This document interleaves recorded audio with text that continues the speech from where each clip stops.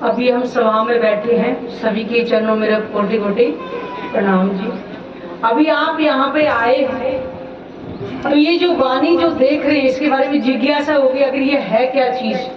आज तक हमने भागवत पुराण सुनी है, रामायण सुनी है, आखिर ये क्या है। इसके बारे में कोई चंद ही लोग जानते होंगे, ये ब्रह्मवाणी के बारे में। और इस ब्रह्मवाणी को पढ़ने से हमें क्या क्या लाभ होगा, क्योंकि हम अगर दुकान पे कोई सामान खरीदने जाते हैं तो हम पहले देखते हैं, 10 तरह देखते हैं कि चीज कैसी है, तब खरीदते ना। ये ब्रह्मवाणी के शब्द हैं, ये क्यों आए, कौन लेके आया है, किसके लिए लेके आया है, और इसको पढ़ने से हमें क्या क्या लाभ होगा, अभी हम भजन के माध्यम से जानेंगे और बाद में हम वाणी के आधार पर ही चर्चा करेंगे। तो इस वाणी के आज शब्दों को जाने की इस वाणी आई किस लिए है।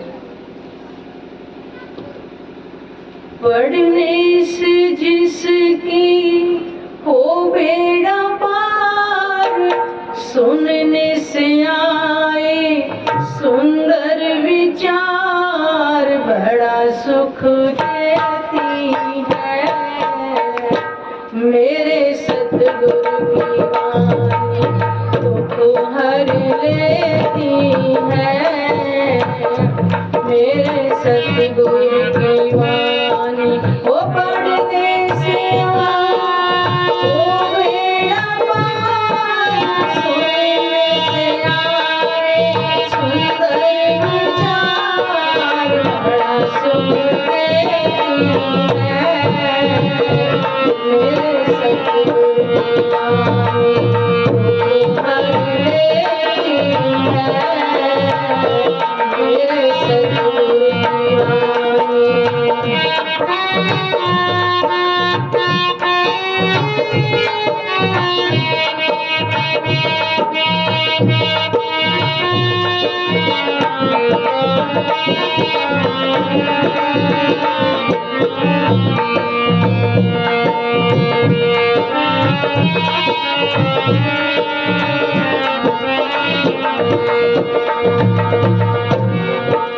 ध्यान से पढ़े जो पट अंदर के है खोल देती, ध्यान से पढ़े जो पट अंदर के है खोल देती, प्रेम से सुने जो निज धाम में पहुँचा देती, प्रेम से सुने जो परम धाम में पहुँचा देती, हमारी है हमारे लिए मेहरबानी है मेरे सतगुरु की। वो पढ़ने से वो बेड़ा पार, सुनने से आए सुंदर विचार, बड़ा सुख देती है मेरे सतगुरु की वाणी, हर लेती है मेरे सतगुरु की वाणी।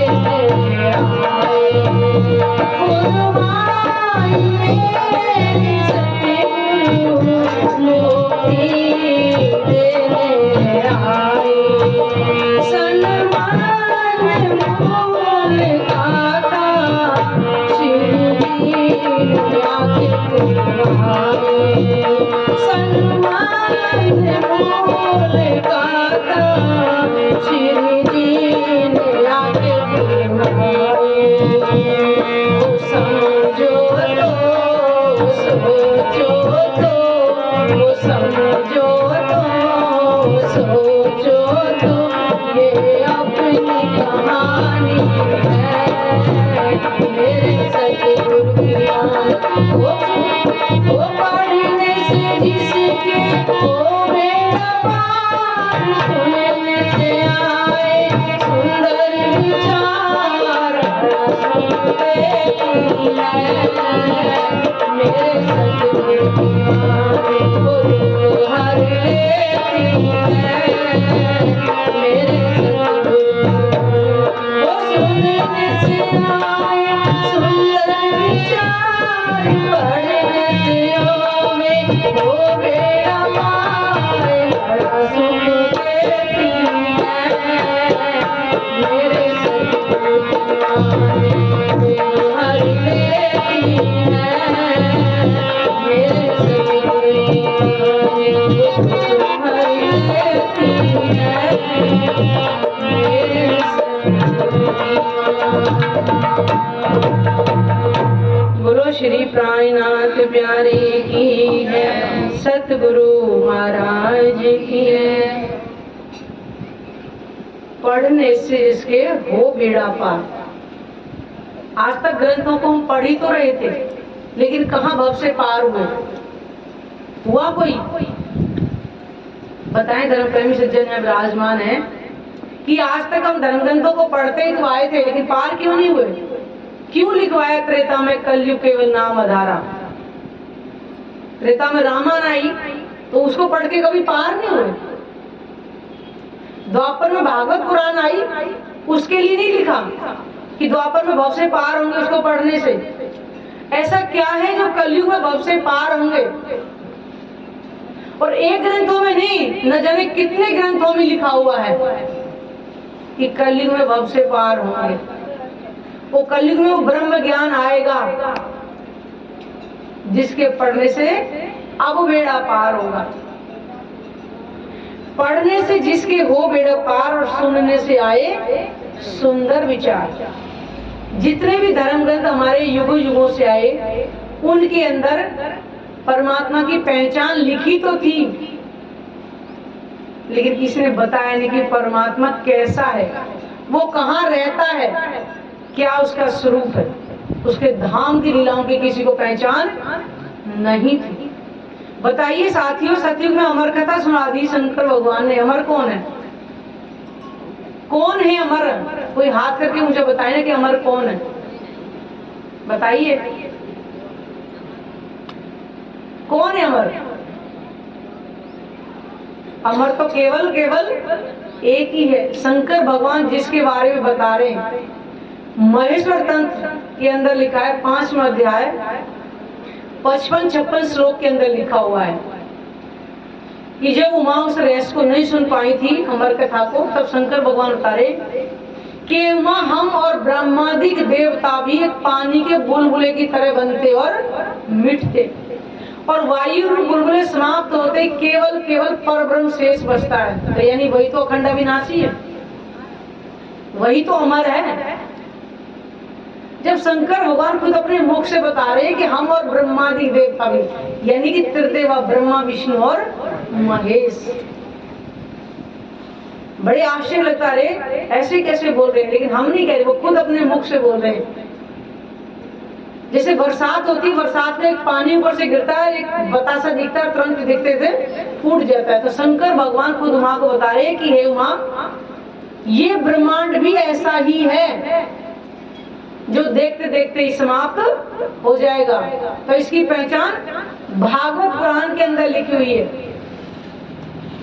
10वां स्कंद 4वां अध्याय लिखा हुआ, 4 तरह की प्रलय का वर्णन है उसके अंदर। नित्य प्रलय, नैमित्तिक प्रलय, प्राकृतिक प्रलय और महाप्रलय। नित्य जो 24 घंटे चलती है, किसी का जन्म किसी का मरण। नैमित्तिक ये भी कभी कभी होती है, प्राकृतिक कभी सूक्ष्म लोकों में आती है, लेकिन महाप्रलय पाताल से वैकुंठ तक कुछ नहीं बचेगा। ये भागवत पुराण कह रही है। क्या बताया किसी ने, भागवतकार ने आज तक, कि जब महाप्रलय आएगी तो हम कहाँ जाएंगे? किसी ने बताया आज तक कहाँ जाएंगे? या किसी ने पूछा कि जो भागवत करते, बताइए। और आज लोगों की धारणा बनी है कि भागवत सुनने से मोक्ष मिलता है। बताया किसने द्वार कहाँ खुलेगा मोक्ष का? भागवत पुराण के अंदर लिखा हुआ है मोक्ष का द्वार कहाँ खुलेगा। किसने बताया आज तक? या किसी ने भागवत सुनी होगी? बताइएगा जरा। तो बताएं आज, क्योंकि इसी वाणी से पहचान होगी। भागवत पुराण का 12वां स्कंद 2 अध्याय और 37-38 श्लोक में लिखा है, देवापी और मरु ये दोनों जीव कलाप ग्राम में साधना रहते हैं। कहाँ पर?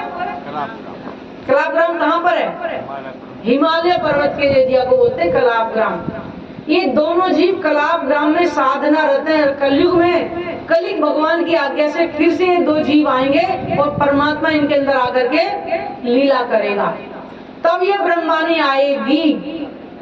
ये भागवत पुराण में लिखा है। कोई भी बताए कि किसी भागवतकार ने हमें बताया हो कि परमात्मा का मोक्ष का द्वार कहाँ खुलेगा? बताइए। आज तक किसी ने सुना है भागवतकार के मुख से कि कहाँ है वो देवापी, कहाँ है मरु जिन्होंने द्वापर में तप करी थी और कहाँ कलयुग में आए और कहाँ उनके तन में आकर के परमात्मा लीला कर रहे हैं? बताइएगा। बताया किसने आज तक? नहीं बताया होगा।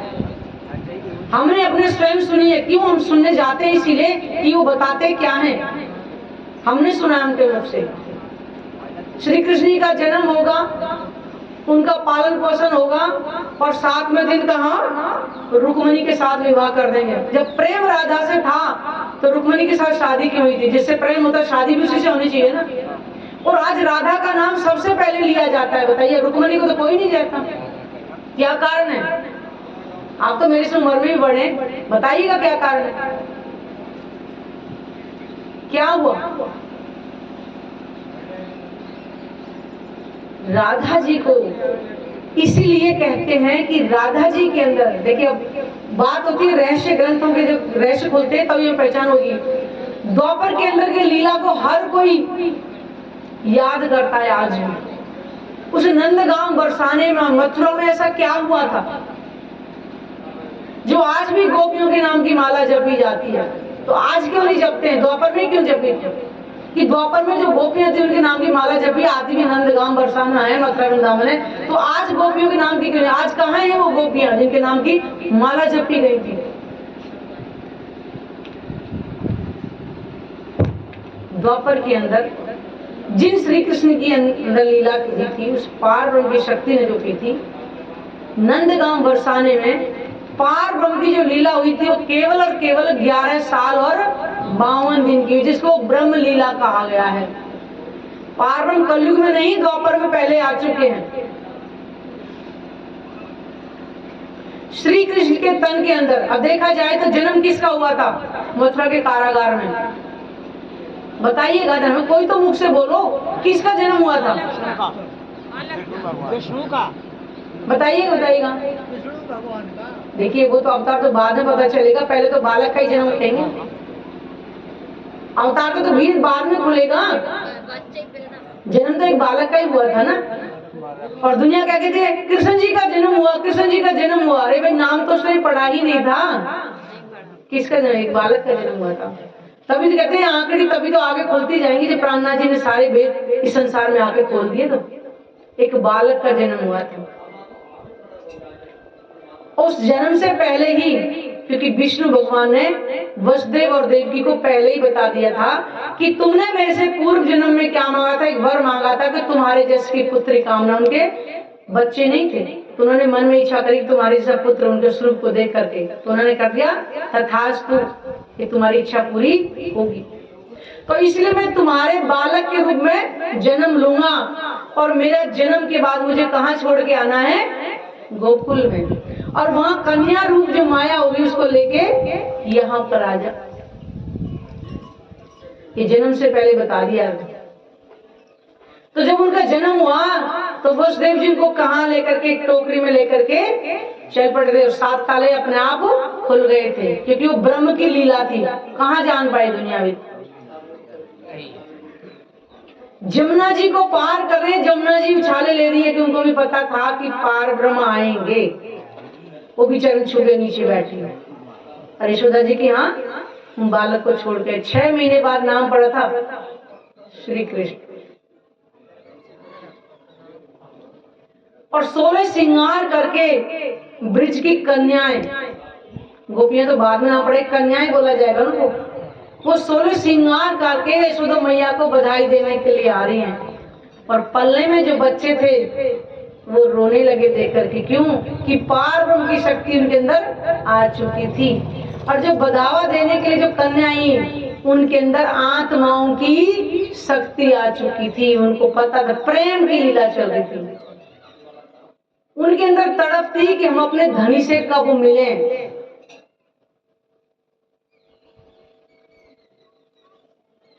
और आकर के जब देखे पल्ले में कि मेरी सखियां आई हैं मेरे को देखने के लिए, मेरे को मिलने के लिए, तो वो रोने लगे। उन्होंने देखा कि अरे तो पल्ला में तो बच्चे रो रहे, हमने सोचे कि हमारे जैसा ही शुरू हुआ। क्योंकि परम धाम से ब्रह्मात्माएं उस समय आई थी, उनकी मेमोरी अभी याददाश्त थी कि हम अपने धनी से मिलने के लिए आए। दुनिया नहीं जान पाई कृष्ण जी के अंदर लीला करने वाला कौन है। क्योंकि विष्णु भगवान को पार्वती ने पहले बोल दिया था कि द्वापर के अंदर तुम्हें मेरे लिए तन धारण करना पड़े, मैं तुम्हारे अंदर आकर के लीला करूंगा।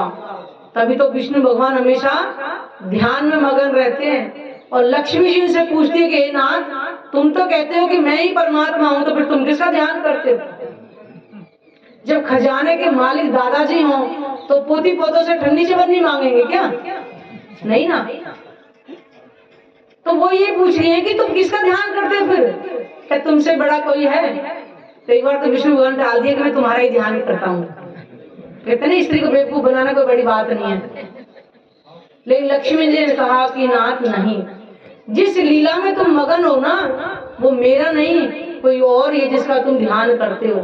तो बताए विष्णु भगवान क्या करेंगे? हे कमले, करोड़ों कल्पों में मैं भी उसका वर्णन नहीं कर सकता हूँ, मैं जिसका ध्यान करता हूँ। लक्ष्मी ने बोला या तो बताओ, नहीं तो मैं तप करने के लिए जाती हूँ। तेरी आहट बहुत गलत भी हो जाती है कभी कभी। उन्होंने कहा कि जाना है तो जाओ, शुभ कर्म में कोई देरी नहीं, तप कराओ, लेकिन मेरे मुख में शब्द नहीं है, मैं क्या बताऊं कि मैं किसका ध्यान करता हूँ। तो कहते हैं कि लक्ष्मी जी ने 7 कल्पांत तक तपस्या करी थी ये पूछने के लिए कि विष्णु भगवान किसका ध्यान करते हैं।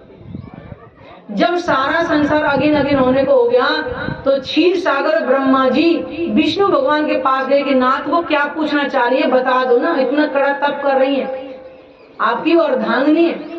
तो उन्होंने क्या कहा था कि अब मुझे थोड़ा सा इल्हाम यानी संदेश हुआ है कि मैं किसका ध्यान करता हूँ। तब जाकर के क्षीर सागर ब्रह्मा जी विष्णु भगवान कहाँ गए? जहाँ लक्ष्मी जी तपस्या कर रही थी, वहां जाकर के उन्होंने कहा कि देवी अब तुम्हारी तपस्या पूरी हो गई है।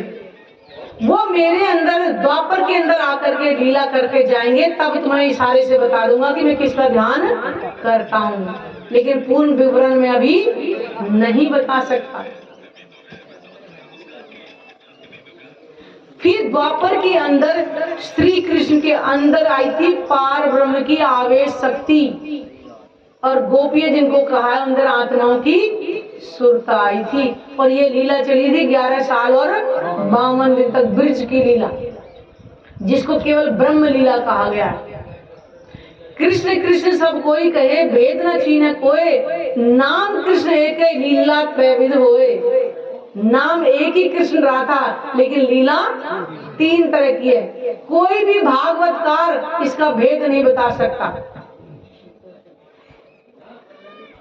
बालपन की लीला केवल 11 साल 52 दिन की, जिसको ब्रह्म लीला यानी पार ब्रह्म की शक्ति ने जो काम किया था ब्रिज के अंदर। जमुना तट पे जा रही हैं गोपियां, जा रही हैं, बाकी गोपियों के साथ अलग और क्यों नहीं गई थी? ऐसा क्या था? कन्हैया से सारे संसार प्रेम नहीं किया, गोपियों ने क्यों किया? दुनिया तो लीला में मगन रही ना बस, लेकिन प्रेम किसने किया था? राधा जी के अंदर आई थी श्यामा महारानी की शक्ति, जो परमात्मा के बाएं अंग विराजमान बोलते हैं। श्यामा जी बोलते ना, श्यामा तेरे चरणों की राधा तेरे चरणों की कहीं धूल जो मिल जाए, सच कहती हूँ भगवन, सच कहती हूँ भगवन, जीवन ही संभल जाए, सच कहती हूँ भगवन।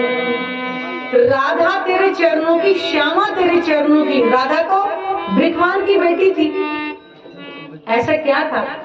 क्योंकि राधा जी के अंदर जो आई थी शक्ति, वो श्यामा महारानी की आई थी। इस कारण से आज भी राधा जी का नाम लिया जाता है। क्यों? कि पार ब्रह्म के अर्धांगिनी ने उनके तन के अंदर लीला करी थी, इसलिए रुक्मणी को तो कोई नहीं बोलता जबकि उनकी अर्धांगिनी थी, क्योंकि ये पार ब्रह्म की शक्ति का वो है। जब गोपियां जमुना तट पे जा रही हैं, कन्हैया के प्रेम में मगन है, क्योंकि परमधाम के अंदर परमात्मा ने ब्रह्मात्मा को क्या कहा था? हे मेरी प्रियो, मैं तुम्हें एक खेल दिखाना चाहती हूँ, और वो खेल ऐसा है, भूल भुलैया वाला होता है, जिसमें सब कोई भूल जाता है, किसी को अपनी शुद्ध नहीं रहती है।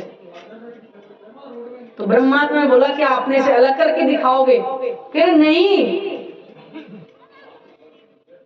कोई काम खुदा से ना होवे ऐसा ना कहियो कोई, पर एक बात बका मैंने जो हक से भी ना होए। कहने का मतलब है कि मैं सब कुछ कर सकता हूँ, लेकिन परमधाम के अंदर ऐसा काम नहीं है कि मैं अपनी आत्मा को अपने अलग कर दूं। मैं दिन को रात, रात को दिन कर सकता, लेकिन अपने अर्धांगिनियों को अपने ऐसा अलग कर रही, क्योंकि अंग उनका ही तो है। अब हम कहीं अपना आधा अंग काट के कहीं और रख दें, आधा कहीं रख सकते ना। आत्मा सो ही परमात्मा। अब दुनिया भेद नहीं जानती आत्मा क्या है। अभी कहते हैं आत्मा, अरे मेरी आत्मा भटक रही है। अरे ये तो जानो आत्मा है क्या चीज? आत्मा क्यों भटकेगी? वो परमात्मा का अंश आत्मा है। अगर जो भटकता है ना कृष्ण में, वो जीव भटकता है। जीव जो चेतन जीव विष्णु भगवान का अंश है। आत्मा तो परमात्मा का, वो क्यों भटकेगी? तो उनका कि मैं तुम्हें अपने से अलग नहीं कर सकता, बैठो मेरे चरणों में, तुम्हें यही खेल दिखाऊं जैसे आज हम सब यहाँ बैठे हैं। और आज के समय, इस समय भी हम इस खेल को परमधाम के अंदर ही बैठे देखने लगता है कि हम यहाँ आ गए हैं। तो उन्होंने कहा कि अच्छा, और आप भूल जाओगी, यानी कि तुम अपने आप को भूलोगे, मुझे भी भूल जाओगी। तुम ब्रह्मात्माओं के संशय हो गया। ऐसा कैसे हो सकता है कि आपके बिना एक पल हम यहाँ नहीं अलग हो सकते, तो वहां कैसे भूल जाएंगे हम नहीं बोलते। आज 100 विद्य को आजमाए के तो भी ना भूले हम। तो बैठे चरणों में यहीं बैठे खेल दिखाऊंगा। हमने 100 वेद का वादा कर दिया था। जैसे ही माया का पर्दा डाला और इस संसार में हमारी नजर आई, पहले द्वापर के अंदर भूल गई। जब आए थे तब तो थोड़ा याद था, जैसे जैसे संसार की माया का असर चढ़ा, परमधाम को भूलते गए, केवल संसार में दिखाई देने लगा। क्योंकि परमात्मा ने वादा किया था कि वहां भूल जाओगे, मैं ही तुमको जागृत याद कराने के लिए आऊंगा और कोई याद नहीं कराएगा। तो उस प्रेम की लीला में इतने मगन थे, भूल गए। फिर धीरे धीरे हमें माया की चीजें यहाँ की अच्छी लगने लगी। किसी गोपी की शादी हो गई, किसी की नहीं हुई थी, क्योंकि माया का खेल भी परमात्मा ने दिखाना था ना। जिनकी शादी हो गई, घर गृहस्थ थोड़ा भजन पड़ा और कन्हैया से थोड़ा अलग होते गए। कभी कन्हैया से मिलने जा रहे हैं, कभी नहीं जा रहे। तो एक दिन परमात्मा ने अपनी आत्माओं की परीक्षा ली, देखूं ये मुझे कितना याद करती हैं। तो उन्होंने एक दिन कहा कि चलो गोपियों, आज मैं 11 बरस का हो गया हूं, चलो आज वृंदावन में रास रचाएंगे। तो गोपियों ने क्या कहा, क्योंकि घर वाले भी बोलने लगे थे कि अब तुम्हारी घर की बहुएं छोटे से बच्चे के साथ खेलने जाती है जमुना तट। स्वाभाविक है, क्योंकि यहाँ का जो इंसानों को यहाँ की नजर से ही देखेगा। दुनिया की नजर में तो बालक ही थे वो 11 साल के, लेकिन वो क्या पता कि वो उनकी लीला क्या थी। तो उन्होंने कहा कि एक तो घर वालों के ताने सहते हैं, फिर तू बोल रहा है कि चलो वृंदावन में रास रचाएंगे। हम तेरे साथ रास रचाने नहीं जाएंगे। तू पुरुष, हम कुलवंती नारू हैं, हम नहीं जाएंगे। क्योंकि भूल गई परम धाम के नाते को, जो 100 का करके एक बार भी नहीं भूलेंगे। और उन्होंने क्या किया, वो जो चरणों में झांझरी घुंघरू पहन रखे वो सब यशोदा मैया को लाके उतार के दे दिए कि मैया आज मैं 11 वर्ष का हो गया हूँ, बड़ा हो गया हूँ मतलब। और कहानी तो यशोदा मैया को बताएंगे, यशोदा मैया तो यही की थी। और बांसुरी भी तोड़ दी कि इसे बजाता हूँ तो दौड़ दौड़ के आती, ना मैं बजाऊंगा ना ही मेरे पास आएंगी। अब गौएं चराने के लिए जाते हैं, ना बांसुरी बजा रहे हैं ना घुंघरी झांझरी कोई बज रही है, आराम से धीरे धीरे जाते धीरे धीरे आते हैं। अब गोपियों ने अपशब्द कह दिया, परपुरुष कह दिया, तो जाएं कैसे? वो द्वारे से सुन तो लेती हैं कि आने जा रहे, लेकिन पता बोल नहीं रहे। कहते 11 साल की बात थी और 52 दिन जुदाईगी का, 52 तक कोई बात गोपियों की कृष्ण जी के साथ नहीं हुई थी। भूल गई परम धाम को। भूल भुलैया वाला खेल होता है ना, सबको भूल जाता है। अब परमात्मा ने जो श्री कृष्ण के अंदर जो लीला करे, तो उन्होंने देखा कि मेरी अर्धांगिनी छोड़ना तो मुझे है नहीं, घर लेके जाना। जैसे मेले में जाते हैं, पति सारे में घुमाएगा फिर आएगा, वो कहेगी नहीं अभी मुझे दिल नहीं भरा, अभी मैं चाट पकौड़ी खा लूं, ये खा लूं, कहते हैं जिद करते हैं, अभी और देखना है बच्चे के। मुझे पता है कि मैं बैठा हूँ, तो खा ले जो कुछ खा पीना है, जो घूमना है कर ले, जो खरीदना खरीद ले, लेके तो घर जाना ही जाना है पत्नी को। ऐसे ही परमात्मा ने सोचा कि मेरी अर्धांगिनी को लेके तो मुझे जाना ही है। ये तो भूल गई परम धाम रिश्ते को। तब पूर्णमासी की रात जाकर के परमात्मा ने कहां पर बांसुरी बजाई थी? योग माया के ब्रह्मांड में। भागवत पुराण के अंदर 2 रास का वर्णन है, एक 29वें अध्याय में और एक है 33वें अध्याय के अंदर। 2 रास क्यों लिखी थी? फिर रास तो एक ही हुई थी। तो वो महाराज जो 33वें अध्याय में है, उसकी बांसुरी वही योग माया के ब्रह्मांड, जो ब्रह्मांड आज भी ज्यों हो खंडर, आज ज्यों हो वो लीला आज भी हो रही है।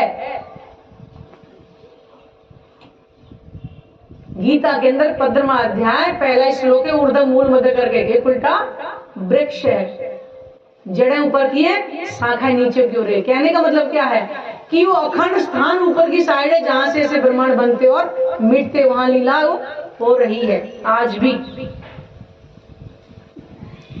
योग माया के ब्रह्मांड में बांसुरी बजी, तो बताइए सुनाई तो सबको दे रही थी, सब क्यों नहीं दौड़े थे? केवल गोपियां ही क्यों दौड़ी थी?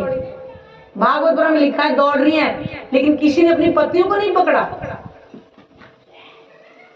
बताइएगा, अगर आज घर की किसी की पत्नी अगर अंधेरे में जा रही है, तो वो पत्नी तो इतनी मजबूत होगी कि जा सकते हैं अंधेरे में, उनके पति इनको पकड़ नहीं सकते कहां जा रही है, क्या कारण हुआ? संसार वाले जान ही नहीं पाए वो ब्रह्मलीला है क्या। गोपियां दौड़ रही हैं और कुछों के घर बंद कर दिए गए थे, उन्होंने भी तड़प तड़प के वहीं तन छोड़ा और उनकी आत्मा निकल के योग माया के ब्रह्मांड में पहुंची, जहां पर उनको नूरी तन मिले थे। वहां पे हुआ था 36,000 संयन का मेला, ये भागवत पुराण में लिखा हुआ है। वहां जाकर के महारास हुई थी आत्मा और परमात्मा की। ब्रिज में 11 साल दिन 52 दिन का जो हुआ, इसको ब्रिज लीला कहते हैं। अब दूसरा दिन आया रास का, जहाँ महारास हुई थी, और कहते हैं उस महारास का कोई पारावार नहीं कितना हुआ, और संसार का हो गया था प्रलय। तब तो पत्नियों को लेने नहीं गई थी, क्योंकि उनको तो पता ही नहीं है। ब्रह्म लीला वहां चल रही थी, आत्मा और परमात्मा की योग माया के ब्रह्मांड के अंदर महाराज चल रही, संसार का प्रलय हो गया था। इसलिए आज कहीं भी उनका कहने की, अगर मान लो गोपियां तन छोड़ के गई तो कोई संस्कार तो किया होता, कहीं वर्णन नहीं है कि संसार वाले ब्रह्म लीला के बारे में जान ही नहीं पाए थे। और महाराज खेल करके ब्रह्म आत्मा है, क्योंकि वो नया नूतन वृंदावन बनाया गया था, आत्मा को महाराज खेलने के लिए इतना सुंदर बनाया गया था। और कहते हैं कि परमात्मा ने जब आत्माओं से पूछा महाराज खेलने के बाद में कि नया नूतन वृंदावन, हे मेरी ब्रह्मात्मा तुम्हें कैसा लगा, तो क्या कहा? बहुत सुंदर है। लेकिन कैसे लगा? आग की लपटों के समान। उन्हें पूछा, मैंने तुम्हारी इतनी सुंदर बनाया, कोई पति अपनी पत्नी के लिए हार बनाए और कह दे अच्छा नहीं लग रहा, उसने अपने लाखों रुपए खर्च कर दिए और वो कह दे तो कब ऐसी ब्रह्मात्मा ने कहा कि आग की लपटों के समान। तो क्यों? कह रहे वो हमें वहां ले चलो कि जहां आपसे ये तिल भी अलग नहीं होती, क्योंकि वहां आधी पहचान ब्रह्मात्माओं को दे दी थी।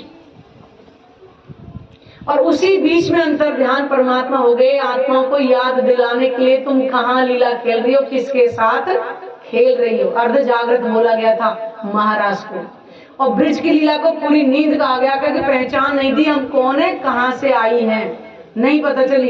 इसलिए महाराज ने कहा कि वहां ले चलो जहां एक पल भी अलग ना हो। ये था दूसरा दिन। और तीसरा जो दिन कहा है, जो केवल विष्णु भगवान की जो लीला हुई थी, वो तीसरा दिन अब शुरू होगा। तो कृष्ण कृष्ण सब कोई कह रहा है। नाम कृष्ण के लिए लीला तीन तरह की है। पहली लीला ब्रिज की, दूसरी रास की, और तीसरी हुई विष्णु भगवान की लीला, जिसमें रुक्मणी हरण होगा, महाभारत होगा। अब ब्रह्म आत्मा है, जब परम धाम चली गई, परमात्मा बोला वो तो एक ही स्थान है जहां हम तुम कभी अलग नहीं होते, कहते वहीं लेके चलो। परम धाम के अंदर परमात्मा ने फिर जाते क्या बोल दिया, उम्मीदा ना हुई या पूर्ण धाक मन में रही। कह रही आपने तो पहले हमें ये बताया था कि वहां पे लड़ाई झगड़ा भी होगा, जन्म मरण भी होगा, वहां सुख दुख भी होगा। ऐसा खेल तो हमने कुछ देखा ही नहीं। हम तो केवल जमुना तट पे जाते रहे, पानी भरते रहे और कन्हैया के प्रेम में रहे, वो खेल नहीं देखा हमने। वो पूरा दिखाइएगा, आपने वायदा किया था दिखाने के लिए कि ऐसा खेल दिखाऊंगा। तो परमात्मा ने कहा ज्यों के त्यों इस ब्रह्मांड को फिर से खड़ा किया गया। और अब की बार जो मैंने बताया 29वें अध्याय में रास और 33वें में महाराज, तो महाराज तो योगमाया के ब्रह्मांड में होली। वो जो रास लिखी 29वें अध्याय के अंदर भाग, वो खेली गई इस निधि वन के अंदर जो वृंदावन में है।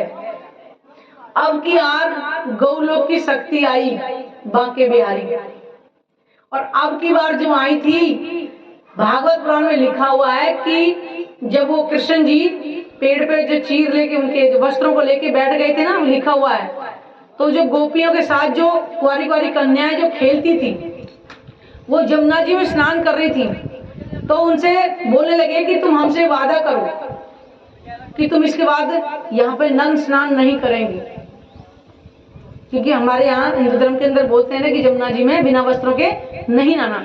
तो उन्होंने कहा कि हम वादा करते हैं कि हम आज के बाद इसमें नहाएंगे, लेकिन आप हमसे वादा करो कि जो लीला गोपियों के साथ करते हो हमारे साथ भी करोगे। तो उन्होंने कहा था कि तथास्तु, लीला होगी लेकिन मेरे साथ नहीं होगी, क्योंकि पार्वण की लीला तो महाराष्ट्र में होगी अपनी आत्माओं के साथ में। अब आई है जिनको वर दे दिया था 12,000 कुमारिकाएं, उनको उनकी इच्छा पूरी कर दी कि द्वापर में दे दिया था वर। और अब आई है वेद ऋचाएं, जो अव्याकृत ब्रह्म के अंदर वेद भी चेतन हैं, क्योंकि उन्होंने उस महाराज को देखा प्रतिबिंब के रूप में, तो उन्हें भी वो अच्छी लगी। तो उन्होंने कहा हमें भी इनके साथ लीला करनी है। उन वेद ऋचाओं की इच्छा और कुमार का सबकी इच्छा पूरी करने के लिए तब ये निधि वन के अंदर वृंदावन में लीला हुई थी। पार्वण की नहीं, गौलोक की शक्ति की लीला हुई थी। अब यहाँ से ज्यों के त्यों ब्रह्मांड खड़ा की और बांसुरी भी ज्यों के त्यों सुनाई दे रही है। तो संसार वालों को लग रहा है कि वही बांसुरी आज भी बज रही है, वो नहीं थी। इसी कारण से भागवत पुराण में 2 रास का वर्णन है। और कोई भी भागवतकार चैलेंज के साथ कहते हैं भेद बता दे तो गारंटी है, कोई भी बता दे इस भेद को कि कौन सी रास कहाँ खेली, किसने खेली, कब खेली। बांसुरी ज्यों के तो सुनाई दे रही है और संसार में लग रहा है कि वही बांसुरी बजी है। अब गौलोक की शक्ति यार कहते ये रास भी कहते 6 महीने की हुई थी। और वो भी कैसे पता चला था, कहते कि किसी जो ये तेल निकालते हैं एक्सपेलर वाले, उनके पास में 6 महीने की सरसों रखी थी कि 6 महीने में इसको पेल करके वो निकालेंगे तेल। और उन्हें एक ही रात्रि में पूरा तेल निकाल दिया था। तब पता चला कि ये भी 6 महीने की। तो बताइए उस महाराज कितनी बड़ी हुई होगी जिसके बारे में कोई नहीं जानता आज तक।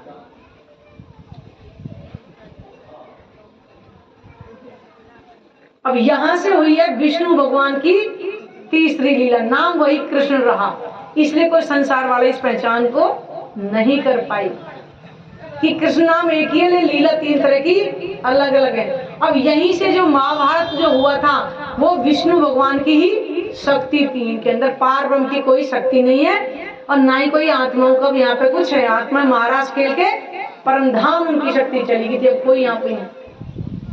और महाभारत में रुक्मणी हरण वगैरह आपने देखा होगा, महाभारत जब हो लिया था तो रुक्मणी हरण जब हो रहा था किसकी शादी कराते थे, उनकी शिशुपाल के साथ में। अब रुक्मणी की शादी तो हुई क्योंकि वो लक्ष्मी जी का अवतार है, तो लक्ष्मी जी की शादी शिशुपाल के साथ कैसे हो सकती है? विष्णु भगवान से तो होगी ना। तब कहते हैं कि जब रुक्मणी हरण हो रहा था तो इन्होंने जाकर के उनको रथ पे जाकर के रोका और फिर इनको लेकर के इनके साथ में शादी हुई, कृष्ण जी के साथ हो रही थी। और जब करे जब उनके लावा फेरे जब चल रहे थे, ब्रिज की बधुओं ने जब वहां के गान गाए तो उन्होंने ब्रिज का नाम लिया था, तो कहते उधर कृष्ण जी के पेट में दर्द हो गया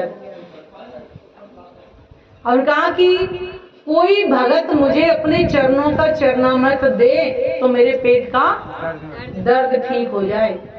कहते कि नारद जी सारे संसार में घूम करके आगे ब्रह्मांड में किसी भगत ने अपने चरणों का चरणामृत दिया। क्यों? कहेंगे अरे क्यों हम नरक में पड़े, वो तो हमारे आराध्य हैं, किसी ने नहीं दिया था। तब विष्णु भगवान ने स्वयं बोला कि जाओ तुम ब्रिज में राधा के पास जाओ और उनको बोलना कि तुम्हारे कन्हैया के पेट में दर्द है, उनको अपना चरणामृत दे दीजिएगा। राधा जी के पास जैसे ही गए उन्होंने बोला, दौड़ के गई और चरणों का चरणामृत लेकर के आई और कहते हैं धूली भी दे दी, इनको पेट की लगा दे। क्यों? प्रेम था और प्रेम में कोई छोटा बड़ा नहीं होता।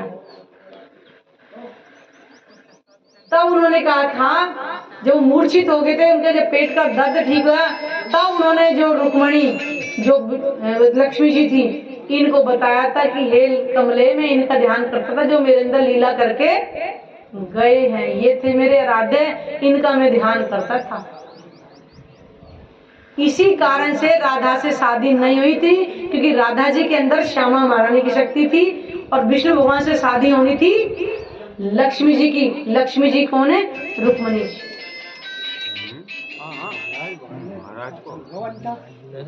ये कारण है कि लीला तीन तरह के, नाम कृष्ण ही रहा है, संसार में कोई भेद इसलिए नहीं जान पाया।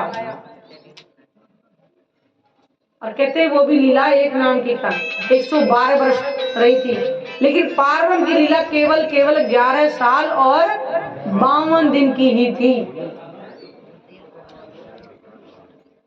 ये भेद है उस श्री कृष्ण की त्रिधा लीला का।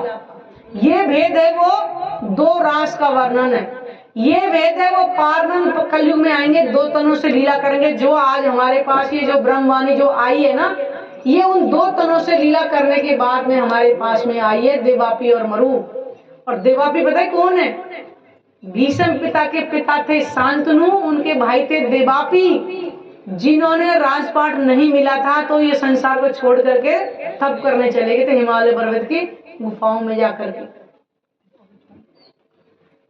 और ऐसे ही मरु राजा थे, उनको भी जब राजपाट नहीं मिला था तो वो भी हिमालय पर्वत के एरिया में पहुंच गए साधना करने के लिए। ये द्वापर में तपस्या करी उन्होंने।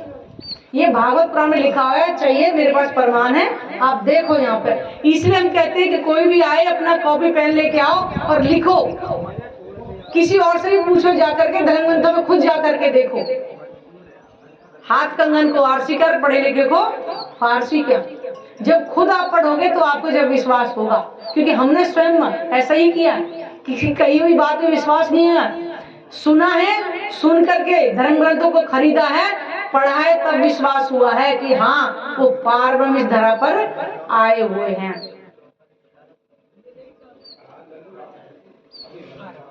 उन्होंने घोर तप किया, तब ये वाणी हमारे पास आई हुई है। प्रमाण एक जगह नहीं है, पुराण संहिता में भी लिखा है, सुंदरबाई इंद्रावती दो सखी परम धाम का ज्ञान लेकर के कि माया का अंधकार समाप्त करने के लिए, ये पुराण संहिता में लिखा है, दो सखियों का वर्णन, ये दो भागवत पुराण के अंदर लिखा है, ये सुंदरी तंत्र में लिखा हुआ है कि सुंदरबाई यहाँ पर उसमें लिखा है, पद्मावती के सरते मध्य पृष्ठे विराजिता इंद्रा नाम सह देवी भविष्यति कलो युगे। सुंदरबाई इंद्रावती दो परम धाम के सखी आएंगी, अपना नूरी झंडा पद्मापुरी धाम पन्ना में लगाएंगे। सुंदरी तंत्र के अंदर लिखा है, एक परमाणु नहीं कितने परमाणु है।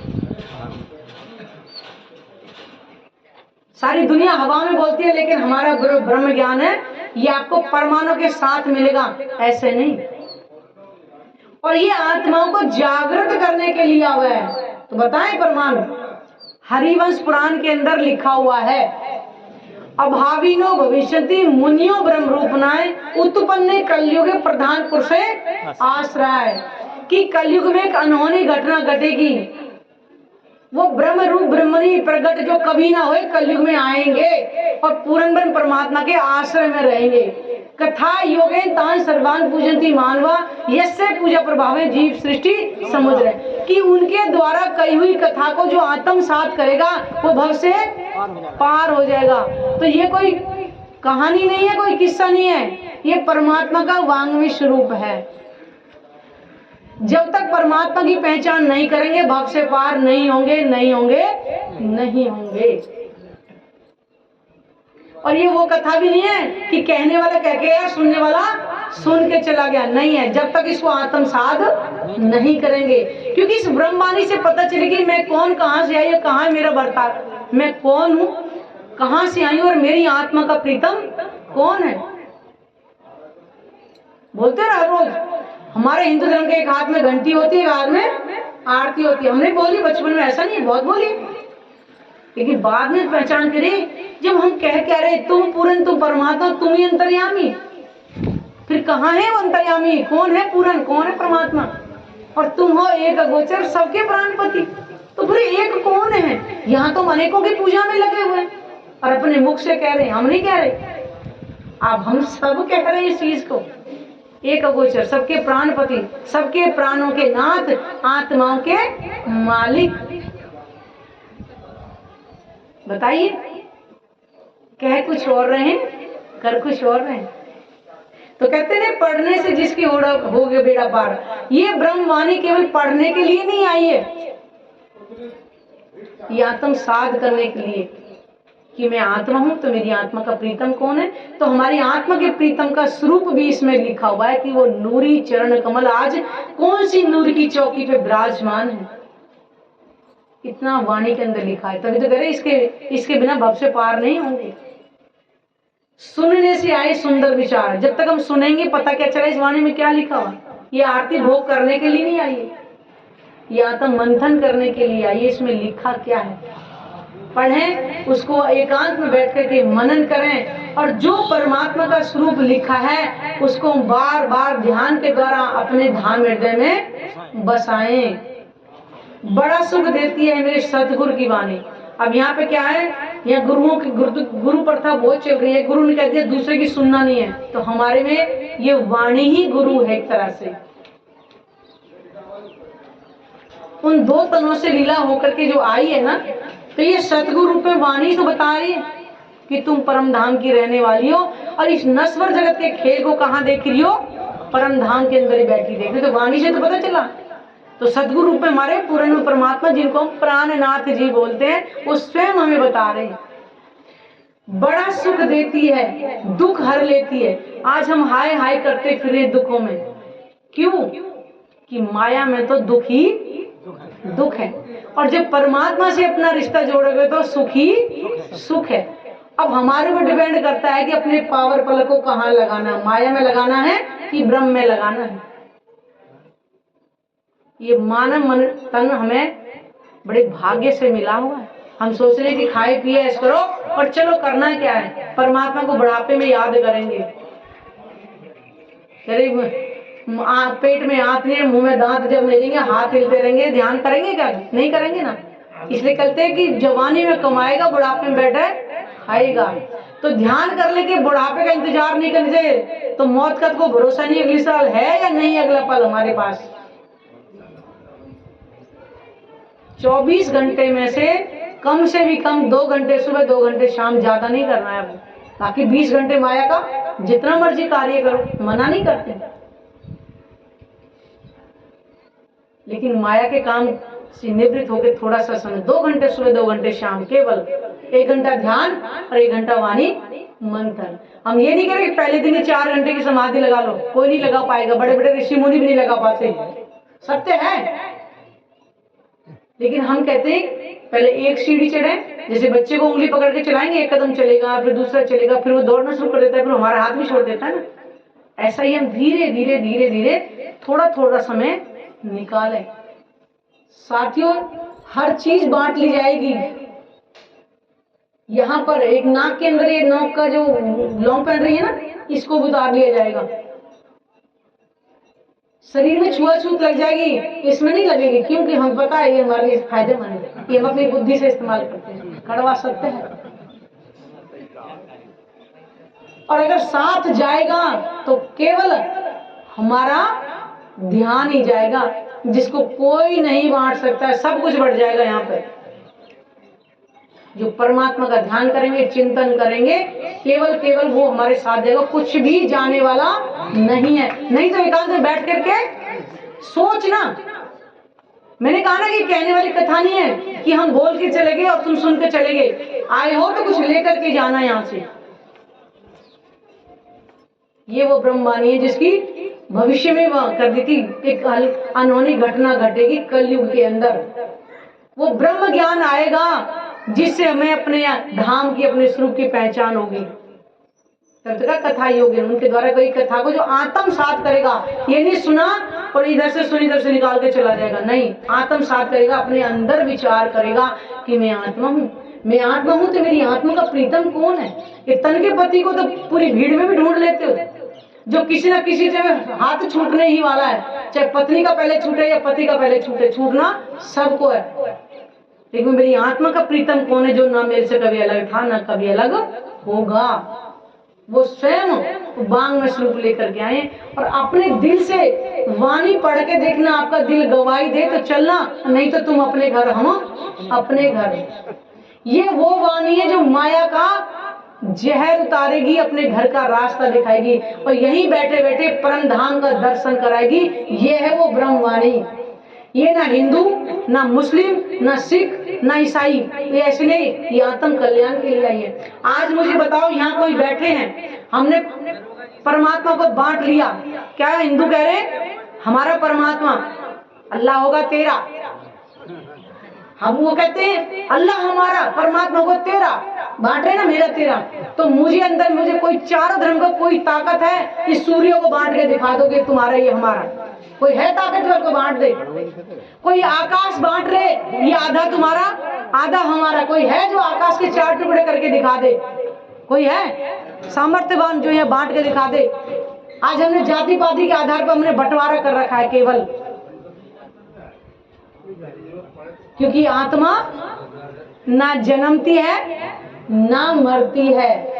ये जितने भी सही है शरीर के भाव है हमारे, हम शरीर भाव में बंटवारा कर देते हैं। आत्मा ना जन्मती ना मरती, ना कोई किसी का पुत्र, ना किसी का पिता, ना कुछ। तो आत्मा कौन है? तो आत्मा बने कहाँ है? अभी हम जीव भाव में थे, जीव के सगे संबंधी है, सर मेरा पिता है, मेरा पुत्र है, मेरा ये, मेरा वो। जब आत्मा जन्मती मरती उसका तो कोई नहीं है। तो हम आत्म भाव लें, आखिर हम आत्मा है। तुम्हारी आत्मा का प्रीतम कौन है? हमारा असल ठिकाना कहाँ है? तो गीता के अंदर जब सारा महाभारत हो लिया, मैं वही कह रही हूँ कि परमाणु के साथ कहा जाएगा, इधर ध्यान दे, किसी को कुछ नहीं मिलने वाला। अगर नजर हटी दुर्घटना घटी। सत्य एक शब्द अगर निकल गया तो फायदा क्या है? गीता के अंदर सारा महाभारत जब हो लिया था, तो परमात्मा किसको कह रहे? 18वां अध्याय 62वां श्लोक, जब अर्जुन ने कहा था कि हे तात मुझे ना, भ्राता मुझे अब इतना दुख नहीं देखना, क्योंकि मेरे सगे संबंधी मेरे सामने ही सारे समाप्त हो गए। मैं इतना दुख नहीं देखना चाहता, मुझे अगला जन्म नहीं चाहिए, मुझे मोक्ष दे दे। तो कृष्ण जी क्या कहते हैं, मैं तुझे सब कुछ दे सकता हूं लेकिन अखंड मोक्ष नहीं देते, मैं खुद स्वयं नहीं मोक्ष, तो तुझे कहां से दूंगा। तो कहा था कि अर्जुन तुझे स्मरण नहीं है, ये महाभारत के अंदर लिखा हुआ है, तेरे और मेरे पता नहीं कितने जन्म हो चुके, तुझे स्मरण नहीं लेकिन मुझे याद है। अगर तुझे अखंड मोक्ष चाहिए तो हे भारते तू सब तरह उसकी शरण में जा। ये 18वां अध्याय 62वें श्लोक में लिखा है, प्रमाण ये मैं देती हूँ आपको। तो बताइए क्यों कह रहे किसकी शरण में जा, फिर वो कहते नहीं कहा मेरी शरण में आ, फिर कह रहे तू सब तरह से उसकी शरण में जा। ये है भेद। और ब्रह्मवाणी के अलावा और किसी के चरणों में जाने का स्थान नहीं है, केवल पारम ब्रह्म परमात्मा के चरणों का ध्यान करके ही भव से पार होंगे। इससे पहले क्यों नहीं कोई हुआ था, क्यों नहीं कहते हम, क्या पहले कोई भव से पार नहीं हुआ, तभी तो नहीं हुए, क्योंकि वहां तक जाने का कोई रास्ता नहीं था। आज हमें यहाँ बताइए छरते परे अक्षरते पारा और वाही पुरुष को करो विचारा। क्षर का मतलब है 14 लोक का ब्रह्मांड जो महाप्रलय में समाप्त हो जाए। अक्षर योग माया का ब्रह्मांड जहां से ऐसे ब्रह्मांड बनते और मिटते, और जहां हमने महाराज की लीला खेली थी। और अक्षर से भी परे वो दिव्य ब्रह्मपुरी परमधाम जहां पूर्ण परमात्मा और हमारे असल तन विराजमान है। ये किससे पता चला, इस ब्रह्मवाणी से पता चला कि 14 लोक का ब्रह्मांड महाप्रलय में समाप्त हो जाएगा। तो हमारे दिमाग में फिर हम जाएंगे कहाँ, जब सब कुछ मिट जाएगा। तब प्राणनाथ जी बताया कि इस नश्वर जगत के खेल को परमधाम के अंदर बैठी ब्रह्मात्माएं देख रही हैं और लगता है संसार में आगे, तो हम अपने आप के भूल गए कि हम आत्मा। जब कोई दुर्घटना घट जाती है, कोई व्यक्ति अपनी मेमोरी भूल जाता है, याददाश्त भूल जाता है, तो बार बार पीछे का याद दिलवाते हैं उसको। ऐसे ही जब हम बार बार अपने परम धाम को याद करेंगे, अपने धनी के चरणों को यहाँ बैठे याद करेंगे, तो हमें धीरे धीरे धीरे करके बार याद आ जाएंगे। हम भूल ही तो गए, केवल हम ही हैं वो गोपियां जो द्वापर में खेल करके गई। तभी तो कहा उम्मीदें ना हुई पूर्ण, हमारी इच्छाएं पूरी नहीं हुई थी, जन्म मरण नहीं देखा था, द्वापर के अंदर लड़ाई झगड़े नहीं देखे थे, तब परमात्मा ने कलयुग में उतारा। तो क्या कहा था, अब की बार केवल केवल ब्रिज में आई हो, अब की बार उतारूंगा तो छींटे की तरह उतारूंगा। कोई कहीं पड़ेगी, कोई कहीं, अपना अपना तुम्हारा वेशभूषा अलग होगा, तुम्हारे मजहब अलग होंगे, बोली भाषा अलग होगी, पहनावा अलग होगा, एक दूसरे को नहीं पहचान करोगी। और परमधाम में कैसे बैठी हैं, गलवैया डाल करके, जो एक दूसरे से अलग भी नहीं हो सकते। ये खेल दिखाया और कहा था कि मैं ही वो हूँ जो तुम्हें याद कराऊंगा और तुम ही मेरे से पूछोगी तुम कौन हो। आज ब्रह्मवाणी के माध्यम से और बीतक के माध्यम से सब लोग सुंदर सा जो जानते हैं उन्हें पता ही है, इसी धरती पर लीला प्राणनाथ जी की कहाँ कहाँ हुई और हमारे पास प्रमाणों के साथ में कौन से सन में इसी धरती पर प्राणनाथ जी अपनी लीला करके गुम्मट जी में विराजमान है आज की तारीख में। लेकिन क्या था, कारण क्या था, ये लीला 400 वर्ष पहले हो चुकी है, लेकिन जाहिर क्यों नहीं हुई थी, परमात्मा ने छुपा के रखा था। क्यों कि ब्रह्म आत्मा है, द्वापर में चली गई थी बिना खेल देखे, तो ये कलयुग में फिर से कहना था कि हमारी इच्छा पूरी नहीं है, करीब छक्के लड़ाई झगड़ा जन्म मरण छक्के। देखो आज क्या खेल चल रहा है, अच्छी तरह से देख लेगा जो बच्चों तो नहीं। ब्रह्म आत्माओं की सारी इच्छा पूरी थी, चौथा ब्रह्मांड बनाना नहीं है। ये 3 ब्रह्मांड हुए जो है ऐसे हुए ना होशी कब, इन तीनों में ब्रह्म लीला भई, ब्रिज रास और जागनी कही। ब्रिज रास द्वापर में देखी थी, जागनी कलयुग में देख रहे हैं। अब जाग देखो सुख सुहागनी, ये सुख सुहागिन जोग, 3 लीला, चौथी घर की इन चारों कया में भोग। अब 3 लीलाओं का हमें पता चल गया, ब्रिज का चल गया, रास का, अब जागनी का ब्रह्मांड। क्योंकि अब हमें जागृति किसको कहते हैं, शरीर की जागृति नहीं, आत्म की जागृति, कि हमारा घर ये नहीं परम धाम है। चारों की पहचान अब होगी जो हमें द्वापर में नहीं हुई थी। ये है वो वाणी कलयुग केवल नाम रहा। खाली इतने बड़े में भोंक लगा के हमने बचपन में सुना था, ये श्लोक सुनते थे। अब पता चलिए कि कहाँ है कलयुग केवल नाम आधारा, सुमर एक बार अब उतरेंगे पार। और पार भी केवल देखने से नहीं उतरेंगे, जब तक उस परमात्मा को अपने धाम हृदय में बसाएंगे नहीं, एकांत में बैठ के याद नहीं करेंगे, आत्म जागृति होगी ही तभी। हम कहे गुड़ गुड़ गुड़ करते रहेंगे, मुंह मीठा हो जाएगा? नहीं होगा गुड़ कहने से मीठा, जब तक उसको खाएंगे नहीं। उसके लिए ना आपको धन खर्च करना है, ना आपको जंगलों में जाना है, ना आपको पढ़े लिखे ज्यादा होने की आवश्यकता है कि सोचेंगे तो पढ़े लिखों का ज्ञान है, नहीं। अब आत्म भाव में आएगा। मैंने ऐसे ऐसे सुंदर साथ देखे जो कुछ नहीं पढ़ सकते, केवल वाणी को पढ़ लेते हैं। बताइए, पढ़े लिखों की भी आवश्यकता नहीं है। आपके दिल में तड़प हो कि धनी मुझे भी सुख चाहिए परम धाम के जो हम यहाँ लेने आए हैं, जो परम धाम में सुख नहीं मिले वो यहाँ मिलेंगे। क्यों मिलेंगे? कि परम धाम के अंदर जो सुख मिलते थे उनके हमें सुध नहीं थी, अब यहाँ में जागृत होके मिलेंगे। तभी तो ये सुख सुहागिन जोग, यहाँ में जागृत होके परम धाम के सुख मिलेंगे। यहीं पर बैठे बैठे जो परम धाम के अंदर लेते थे दिन रात, यहाँ प्रेम के लिए तरसते, वह दिन रात मिलता था, लेकिन होश नहीं था। एक शराबी को एक शराब बोतल पिला के दूसरी पिला दो, तीसरी पिला दो, उसे पता नहीं चलेगा पहली का स्वाद क्या था, दूसरी क्या था, तीसरी क्या था। क्यों? कि वो पिए जा रहा है बेहोशी में।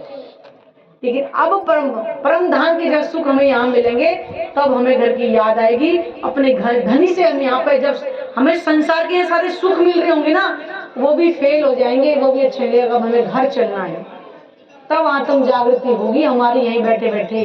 तब परमात्मा ज्ञान की गंगा में नहीं लाएंगे। ये पुराण संहिता के अंदर लिखा हुआ है कि ब्रह्म आत्मा नश्वर जगत का खेल देख के इतना दुखी हो जाएंगी ना, जब उस दुख को खेल को देख करके बिल्कुल माया में गिर जाएंगी, कहते तब परमात्मा ज्ञान की गंगा में नहीं लाएंगे। कहने का मतलब है वाणी से जोड़ेंगे। तो आज वाणी का हमें यहाँ देखा जाए तो सबको पहचान तो हुई कि वाणी भी कोई चीज है।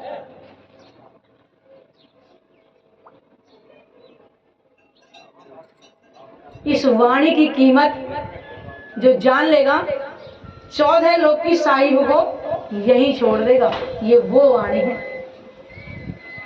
और ये सबके लिए आई है। हिंदू, मुसलमान, सिख, कोई ईसाई, कोई भी हो। मैंने कहा ना, ये तन है। अब पंडित घर में जन्म लिया है, हिंदू घर में लिया है, अगर परमात्मा की पहचान ना हुई तो अगला जन्म फिर होगा। पता चले मुस्लिम होगा, हिंदू होगा, क्या हुआ? लिखित में मिलता है क्या किसी को जाने के बाद में? ये देखो कौन सी योनि मिले, गाय मिले, भैंस मिले, क्या मिले, पता है किसी को? नहीं। इसलिए परमात्मा सबका एक ही है। कह सभी रहे, इधर हिंदू बोल रहे हैं एको ब्रह्म द्वितीय नास्ति, वो भी कह रहे परमात्मा केवल एक है। वो भी कह रहे कुल्लू अल्लाह है, अल्लाह भी एक ही है। वो भी कह रहे वाहिगुरु, वो भी एक ही को बताए जा रहे, एको पुरुष सभ्यनार, पुरुष केवल एक ही है। और इधर वो भी कह रहे supreme to God only one way है। अरे वो तो एक है, कौन जिसको बांट के बैठे हुए? तो ये एक की पहचान कराता है। परमात्मा एक ही है, एक ही रहेगा। मैंने कहा ना, संसार बनते मिटते रहेंगे। जो शंकर भगवान खुद बता रहे कि हमारे ब्रह्मादि देवता भी समाप्त हो जाते हैं महाप्रलय में, केवल एक पर ब्रह्म शेष बचता है। और वही शंकर भगवान हो महेश्वर तंत्र के बता रहे कि हे माँ, एक पर ब्रह्म ही पूजने लायक है, क्योंकि वही अखंड अविनाशी है। अगर उसकी पूजा कर ली तो शेष की आवश्यकता नहीं है।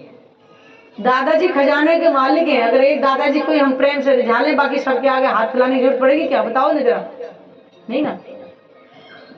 तो जो परमात्मा अखंड है, अविनाशी है, उसकी पूजा शेष उसकी करने के अलावा किसी और से, क्योंकि अगर उसकी पूजा करेंगे तो हमें अखंड मोक्ष मिल जाएगा, दोबारा हमें जन्म मरण में नहीं आने पड़ेगा, 84 लाख योनियों से हम मुक्त हो जाएंगे। आज हमें समझना चाहिए कि हमारे साथ कुछ नहीं जाने वाला। तूने जो कमाया है दूसरा ही आए खाएगा। खाली हाथ आया बंदे, खाली हाथ जाएगा। इसलिए परमात्मा की पहचान करें और अपने आवागमन से मुक्ति पाएं। मैं भी छत पे खड़ी थी सुबह, पीछे बकरी बंध रही थी। यही का प्रश्न बताती हूँ आपको।